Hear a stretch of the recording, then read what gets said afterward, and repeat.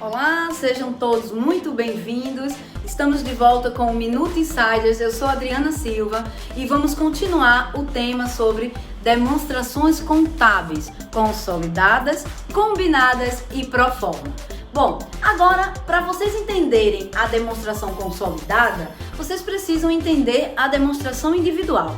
Ora, uma demonstração individual, certo? Ela acontece quando uma empresa não detém nenhum investimento em nenhuma outra sociedade, ou mesmo que detenha, ela não controla, ou seja, ela não tem o enquadramento em características de exercer poder, controle, seja direto ou indiretamente, ou seja, em relação a uma certa essência sobre a forma, ou seja, ela ter decisões estratégicas na quais essa empresa ela detém o controle ou a influência ou o poder de decidir, né, essas decisões estratégicas.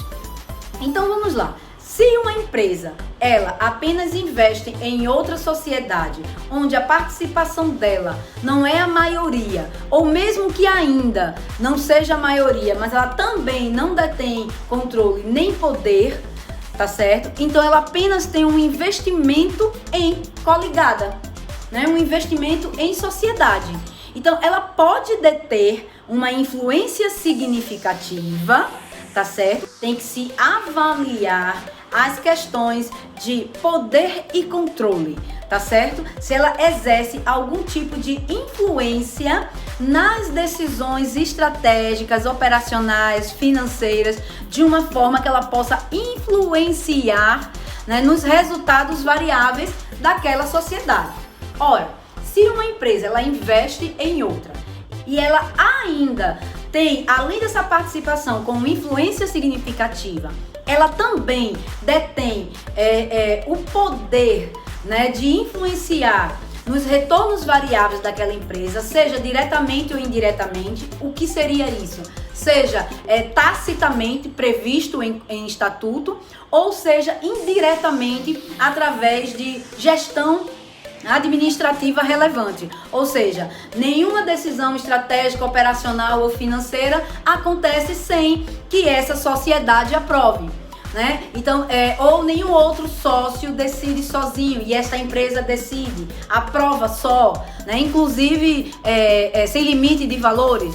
Então, nesse contexto, quando existe essa influência nos retornos variáveis de uma sociedade, né, e que ela detém, além de influência significativa, pode acontecer dela ter mais do que 50%, e daí o controle, né, já é mais claro, né, mas ela pode ter menos de 50%. Porque eu sei que vocês muitas vezes pensam que o controle sobre outra sociedade acontece apenas se tiver mais do que 50%. Sendo que não é mais assim. Você tem que avaliar os conceitos, a essência sobre a forma, sobre essa ótica de controle e poder. Tá bom? Então, essa é a mudança no CPC 36, com a convergência das normas internacionais, né? O CPC 36 já está na segunda revisão, o que demonstra que houve uma primeira implementação e que já foi revisada e trouxe outras mudanças. Então, é importante analisar esse conceito, né? Essa essência da norma, para que ela seja observada e que o controle, né, daquele investimento seja identificado, né, seja avaliado se há ou não esse enquadramento. Aí você deve estar pensando, bom, mas por que eu tenho que identificar se tem controle? Exatamente para você elaborar as demonstrações contábeis consolidadas. Bom, aí você vai dizer, peraí, mas eu já tenho as demonstrações contábeis individuais da minha sociedade, onde lá eu tenho o investimento, onde lá aparece a minha participação, o resultado de equivalência patrimonial, enfim, então por que eu tenho que fazer isso? Porque se você detém controle sobre essas sociedades, certo? Você precisa trazer ela para as tuas demonstrações contábeis e apresentar em duas colunas, ou seja, a coluna da controladora, que é a sua sociedade individual, e a coluna do consolidado, que é a sua sociedade mais essas outras sociedades.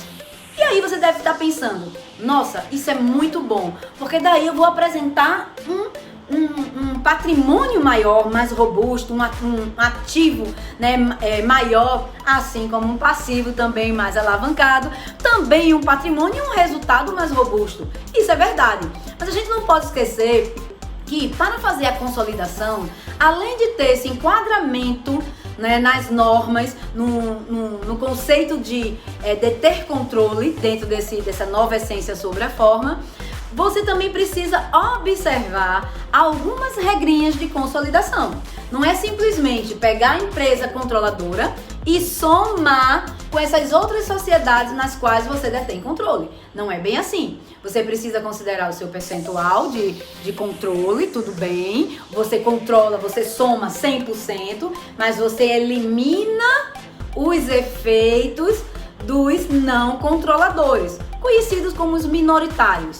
Tá certo? Então, se você detém 50%, os outros 50% está pulverizado, mas no conceito de controle e poder, você detém esse controle, está comprovado, está claramente defensável, né, e alinhado e enquadrado na norma no CPC 36R2? Sim, ok. Então, se essa etapa foi superada, então agora vamos fazer a consolidação. Então, você faz uma consolidação de 50%, aliás, de 100% do patrimônio dessas sociedades e retira a parte dos não controladores, tá certo? Ou vamos imaginar que você detém 52%, da mesma forma você detém o restante para os 100% para chegar nos seus não controladores. Tá? E de uma mesma forma, se você detém, eu tenho 80%, tá bom, os 20% são não controladores. Então, da mesma forma, os critérios de consolidação, eles, né, consistem em você soma todo esse patrimônio dessas sociedades nas quais você controla, depois você elimina transações que são comuns, ou seja, se eu vendo para aquela sociedade na qual eu controlo, ela tem um contas a pagar para mim e eu tenho um contas a receber, correto? Então esse contas a pagar dela com esse contas a receber na minha empresa precisa ser eliminado. Da mesma forma, vendas não realizadas, vendas que aconteceram e que ainda não foram realizadas, estoques que não foram entregues, ou contas a pagar, ou multas entre partes relacionadas, enfim, as transações em comum que tiverem na sua empresa e na da empresa na qual você controla, elas devem ser eliminadas nessa coluna de eliminação. Depois a gente vai ter a oportunidade de fazer isso na prática. Então, gente, quando você entende que a sua demonstração, que a sua empresa se enquadra na demonstração de consolidação, nesse caso, você precisa usar as técnicas do CPC 36 para fins de consolidação. Bom, mas uma primeira etapa já foi superada agora, que é você entender quais são esses pilares que devem ser analisados para avaliar se sua empresa se enquadra ou não em consolidação, que é poder e controle e influência nas decisões e nos retornos variáveis, né, daquela sociedade. Uma vez se enquadrando como uma demonstração consolidada, deve ser apresentado o controlador, né, a controladora, a demonstração individual e ao lado a demonstração consolidada. Lembrando que toda demonstração contábil ela deve ser comparável, em bases comparáveis, ou seja, sempre comparar com o mesmo período. Então, se você está fazendo a demonstração anual da controladora com o consolidado de 2020, vamos supor, você tem que comparar com 2019. Mas 2019, Adriana, eu não tinha demonstração consolidada, eu só tinha demonstração individual, porque eu não tinha investimento. Meus investimentos são recentes, são de 2020. O que é que eu faço se as demonstrações têm que ser comparáveis? Não tem problema, e eu te digo por quê. Porque você vai comparar a controladora de 2019 com a controladora de 2020, ok? Joinha? Legal. E o consolidado, você começou esse ano. Então você só vai botar uma coluna do consolidado, porque você não tinha em 2019. E daí você divulga em nota explicativa que os investimentos iniciaram a partir daquele exercício social de 2020, no qual você reporta. Ok? Bom, entendendo isso, nós já temos um grande progresso. E no próximo Minuto Insiders, nós vamos entender um pouco mais sobre essas demonstrações consolidadas e comparar com as demonstrações combinadas de um mesmo grupo econômico. Então, eu aguardo vocês no próximo Minuto Insiders. Até lá!